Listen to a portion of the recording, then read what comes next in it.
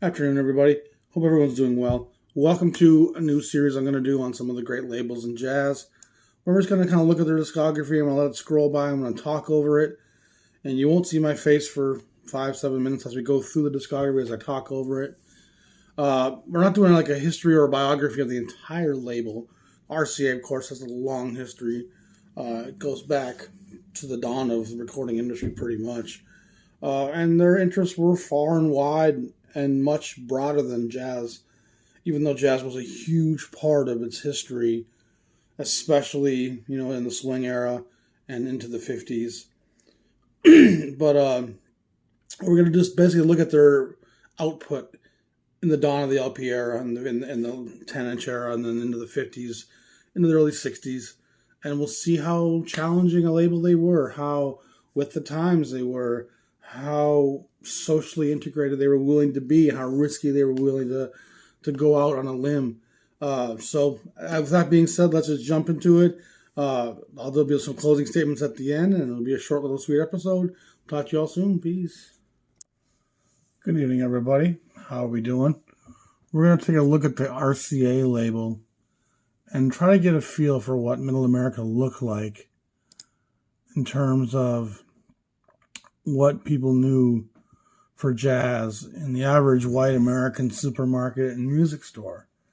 This is some RCA 10-inch stuff from the early 50s. You have your Tommy Dorsey's, where, of course, Frank Sinatra got his start with Dorsey. The great Charlie Barnett. Then we get our Sinatra 10-inch on RCA, which is, again, probably because of the Dorsey connection. And then some Shorty Rogers stuff. The Duke Ellington in Seattle is the first 12-inch here. More Shorty Rogers. Louis Armstrong. Great artwork here. Some Don Elliott, who was one of the great multi-instrumentalists. Dizzy Gillespie. Some Nick Travis, fantastic trumpet player. Fantastic Coleman Hawkins, some early work of his. East Coast versus West Coast. I think one side's Al Cohn, the other side is Shorty Rogers. 10-inch stuff. Some Al Cohn, New York, New York, kind of a weird soundtrack thing with a great cover, and then some great Duke Ellington stuff. Ellington shows up on all these labels at this point. Hal Schaefer, a kind of young arranger with a lot of talent with Elvin Stoller and Joe Mondragon. This bass record's fantastic. This Natural Seven's an Al Cohn thing. The great Conrad Gozo, fantastic player. Charlie Ventura. I think that's a Joe Newman record right there, the great trumpet player who's worked with Basie and many others. Harry Belafonte was RCA's Nat Cole. He was their safe black artist that they felt comfortable with. Teddy King, a great singer, kind of comes with us some stuff with Storyville. This jazz workshop stuff would be kind of equivalent to what you saw at Capitol with Stan Kenton Presents. The Colin Perkins Kamuka stuff's great. More Joe Newman. More jazz workshop with Hal Schaefer. I think there's 6 jazz workshop records altogether, including a great George Russell. There's a Manny Albarn jazz workshop. Freddie Green, who played rhythm guitar with Count Basie for years, and of course some Benny Goodman stuff, probably from the late 30s. Artie Shaw, the great clarinetist from the swing era. Fats Waller, fantastic, stride boogie piano player from the 20s in Harlem. Harry Belafonte.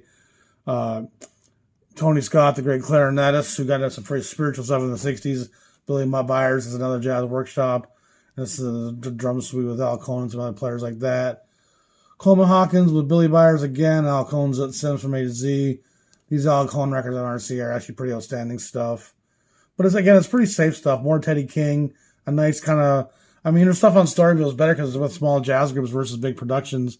Lou Levy, fantastic kind of player, who played a lot on the West Coast. Newman doing a salute to Satchmo. Some Shorty Rogers stuff here on top with some great Duke Ellington down later there at a mellow tone. Then we get some more jazz workshop with Hal McCusick. The great O.C. Johnson, the drummer, a bit of the blues. And then more George Russell jazz workshop stuff. This is now some more Belafonte with some more Lee Wiley, another great singer who actually goes back to the 30s and 40s.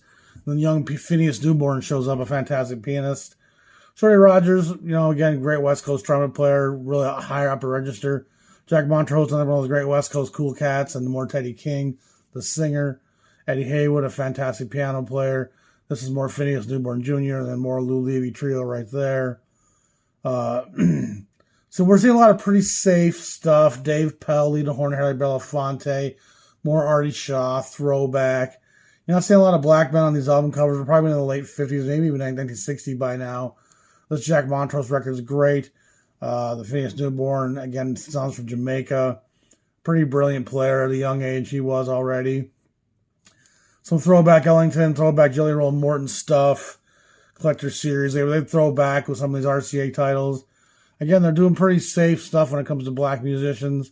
More Phineas Newborn. Some Henry Mancini shows up here. This is the Peter Gunn variants, and Mancini becomes a huge impact at, in Hollywood and RCA. More Shorty Rogers, more Mancini, Tony Harper, nice kind of blues, kind of poppy R&B gal as well. Mancini, Pres Prado, more men. This Blues and the Beat's a great Mancini record. Some really moody orchestral pieces on there. Mr. Lucky, the Son of Drum Suite. There's some Al Cohn. Manny Albarn did the first one, I think. Cool stuff. Mr. Lucky goes Latin. Breakfast at Tiffany's. So you see RCA is kind of branching a lot into film. Gary Burton shows up here, the young vibraphonist, probably 62. And here we see Sonny Rollins showing up. So this is probably the first time that you really see a kind of a heavyweight like Rollins show up, and 62. So they're pretty late in the game here. More Rollins, Henry Mancini, more Rollins.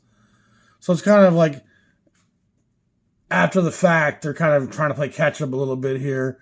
Mancini, this is a Mingus record. That's a Fantastic Tijuana Moods. This is a second cover. I need to get an original cover of that eventually, but it's never cheap when I come across it or in good condition. Paul Desmond, Jerry Mulligan, two great West Coast players. More Gary Burton, more Mancini. We're probably 63 maybe now. Sonny Meets Hawk, great record. Joe Williams, a great blues singer who sang with Count Basie for years. Clark Terry, Sonny Rollins, and Gary Burton, sorry. Atalanta shows up here on RCA. She has some stuff at Capitol as well, if I remember. That was a fun movie, Charade. Great song that Johnny Hartman does. Pink Panther, of course, is a legend. More Joe Williams, more Sonny Rollins, and more Ethel Ennis. Probably 64-5 right here. Wild Bill Davis, Paul Desmond does the Bossa Antigua. Standard Sonny Rollins. Wild Bill Davis goes back as an organ player to the probably late 30s. Mancini, and then some Neil Hefti, and of course Hefti was a pretty big part of working with the Batman, and he worked with Basie some. Nina Simone shows up here now, and then we're probably 65, 66. More Batman stuff here, that's a really fun record. If you come across that, it's worth grabbing.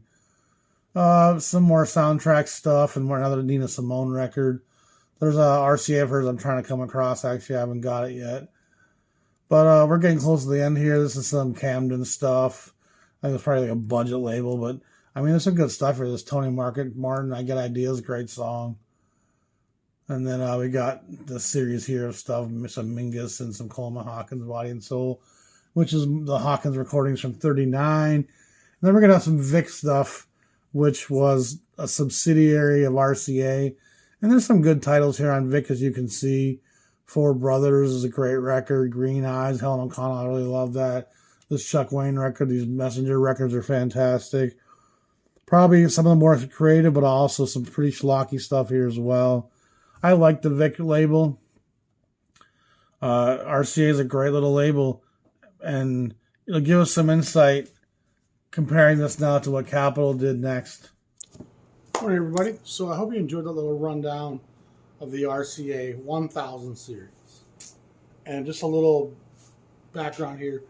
The RCA was one of the first to go to the 12-inch. I think by 52, 53, they're already launching it in some series. I think number 1000, which is actually a Lionel Hampton record that I have coming. I think it came out in 53 or 4 on 12-inch LP. So their 12-inch series does start well before most of like the smaller jazz labels, because their economics was much different. But that 1000 sequence that we're looking at, this is actually the 10-inch series, obviously. That 1000 series that we're looking at, it spans thousands of records. And what you see there is like the cream of the crop in terms of what jazz was offering. RCA was doing a lot of other stuff. And so that 1000 series, as it runs towards 2000, probably around 1960, 61, like Columbia, there's 1,000 titles in there in that sequence, which you see roll over to 2000, and eventually it rolls over into the 3000s by the time we see all that Mancini stuff. So again, it's by no means just a jazz-only sequence. It's a entire records catalog of very disparate parts. And it's these jazz titles that they're putting in that they think they can still find solvency with. They can still sell these to be commercial. And like I said, you're not seeing a lot of challenging stuff socially. They're well behind Columbia in terms of bringing a significant current black artist to the table, like with Sonny Rollins, like they did in '62. Remember, Miles is signed to Columbia in '55, and in '56 he starts putting out stuff on Columbia. And then Monk goes to Columbia in, '59, '60. Blakey and the Jazz Messengers are doing stuff in that late '50s era at Columbia. So it's RCA is a little more conservative in their approach. And like I said, it's their Harry Belafonte is their kind of primary black face. It's one they feel very safe with and very comfortable with, and one that my grandparents had in their homes. And it is kind of like at Decca, where they had Sammy Davis Jr., and even maybe Al Hibbler to a degree, who was known through the Ellington stuff, and at Capley of Nat King Cole, who's kind of their black face that they can put out there and market and feel comfortable and safe with, what America wouldn't be afraid of. And again, my parents had Nat Cole records. My grandparents, I should say. And that's up in Toronto, Canada. I don't think they had any Sammy Davis Jr. I could be wrong, but I definitely know they had Albert Belafonte and they had Nat Cole. And the interesting thing here is that Columbia, I've been trying to think of who the face of the black male singer, comfortable person would be at Columbia in the same time frame, and I'm not really coming up with a character that seems to fit that same billing. If anything, it might be Miles Davis, which again really gives you a real nod towards what Columbia was willing to be and how much risk they were willing to take. They saw the future. They saw that this stuff couldn't matter forever and wasn't going to matter forever, and we were going to do some challenging stuff. And some of those first Miles quintet records are pretty current with what's happening in the underground jazz scene around the country. You know, Coltrane and Miles, the Jazz Messenger stuff, Gigi Grace, Donald Byrd stuff. And again, it's a small percentage of what even Columbia was doing. You know, and even Columbia had Miles ire because they put white women on his album covers at times. You know, and that was not something that he was thrilled about. So it is a really crazy time. But this is the jazz that America would have known.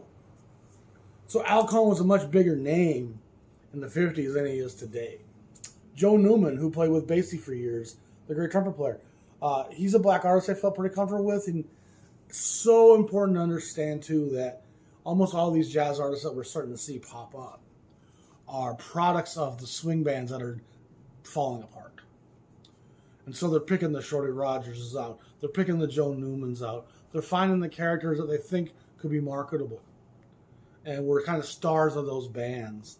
And trying to present them in a new light, in a smaller group setting, to sometimes great effect, sometimes lesser effect. The Four Brothers was a reference to the Woody Herman sax section, which sometimes was three brothers.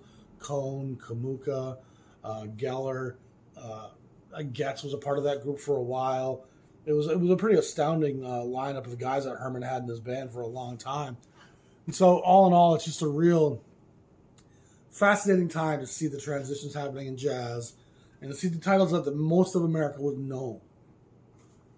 And so Sonny Rollins probably wasn't even as big a name in white rural America outside of that side of the Hudson River. You know, Rollins wasn't probably a very big name until the bridge. And, I mean, if you're a jazz fan, I'm sure you would have known him. But suddenly you're seeing a guy like Sonny Rollins in music stores, And those RCA records are very accessible. They're not like what Coltrane's doing at the same time. I mean, Rollins is a fairly accessible cat with a deep degree of connection. I think on some level, Rollins always kind of even wanted, I don't want to say approval's not the right word, but he wanted you to like what he was doing, I think. Whereas some players, you don't get the feeling that they really were too aware or concerned with that element. So, all in all, RCA, that 10-inch sequence is very interesting. And there's only a smattering of RCA 10 inches so far. I don't think the Vic series has any 10 inches. I think it comes out after that, probably like 58, 59, they launch a Vic. And there's probably a few hundred titles in the Vic series, but I'm only going to, select, like with the RCA, the ones that really appeal to me. There seems to be a lot of singers on the Vic label, which I enjoy the singers. They're fun to play in here. And once in a while you get a real pleasant surprise to find one that's got a real jazzy either production or sometimes they're just a great blues singer hiding in the reeds. You never know.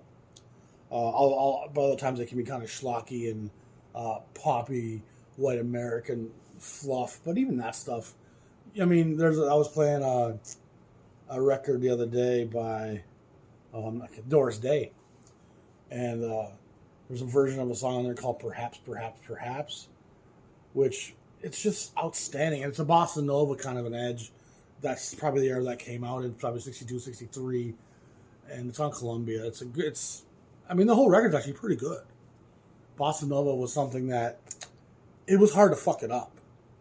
The Bossa Nova is so gentle, so soft, so sweet, so ethereal. It's a bit like serving a hot dog. How do you fuck it up? You just got to do it. So RCA, cool little series. I hope you like that presentation as well, with me just kind of talking over the photographs. I took a lot of pictures when I was doing my cataloging. Capitals next, and then we're going to do Decca. I'll probably do Decca next. I think Decca's photos are next to my laptop. So we'll do the Decca, Brunswick, Chorale stuff, which again, there's going to be a lot of crossovers here in terms of they have a sequence that's a little bit more jazz-centric as series, the Chorale stuff. But again, it's still mostly kind of white cats that are safe. I think Joe Newman shows up there as well as the black cat that they're willing to kind of record and put out there. Interesting stuff. And again, then you look at a label like Blue Note or Prestige a lot of what's happening, these records do seem like a softer, safer side of jazz that has none of the militancy or the urgency of the civil rights attached to it or the political or spiritual connotations or some of the Muslim leanings. None of that stuff that you're feeling in the undercurrents of jazz on the small labels in New York and even on the West Coast of Chicago. None of that political social change is kind of evident in what these records that are being produced for Joe Spike, who lives in Montana. I live in Billings, Montana. If you're going to put a record in the record shop, best make sure that it can fit under my cowboy hat. Can I put it in my pickup truck without my friends looking at me all cockeyed? I don't know if I mentioned this, but even here in the coffee shop, there's a certain element of white American male. Usually they're over 40, looking with their daughters and their wives. And their wife will be just thrilled, looking at the decor and the music. And the daughters are like, I want an ice smoke of this, that, the other thing with oat milk. And then dad's just sitting there like, not moving, pulling his hat down. Almost like he's looking around like, my friends didn't see me come in here, did I? Because coffee's kind of a little bit fancy. You know what I mean? Coffee's a little bit fancy for how he wants to be seen. If you live in Vienna or Stockholm or London or Paris right now, listening to me talk about this stuff, there's Americans who are afraid of coffee. Are my friends going to think I'm gay if I drink a cappuccino? That's the mentality that they kind of have. And it's by no means all white Americans. But there's a 10% group that comes in here with their families and they're just like, hope no one saw me. And they don't even know what a latte is, nor they would ask. And they always order the same thing. Can I just get a black coffee? With almost a tone of condescension in there. I don't know what all this other bullshit is, but can I just get a simple black coffee, please, for fuck's sake? It's so funny. You ain't ready for the Eiffel Tower, apparently. The River Seine ain't going to call you in. You ain't ready to roll down the Danube because you were so stuck in that bald eagle and that Stars and Stripes. and you're so comfortable with your fear and depression that you live under every day that you've been told is freedom. You've been told that's just freedom. Hold on to that gun that tightly. I mean, that's fear ain't freedom, buddy. It's just not. Gotta be safe. I'm gonna hit you back with the DECA episode. Hopefully, maybe even by Sunday. It took me a little while to figure out how I was gonna do this stuff with all the photos I already taken. But I think I got it figured out now. I've been kind of just overdubbing over the photograph kind of thing and make sure everything kind of lines up. I think I got it pretty good. Hope you have a good day. Talk to y'all soon. Peace.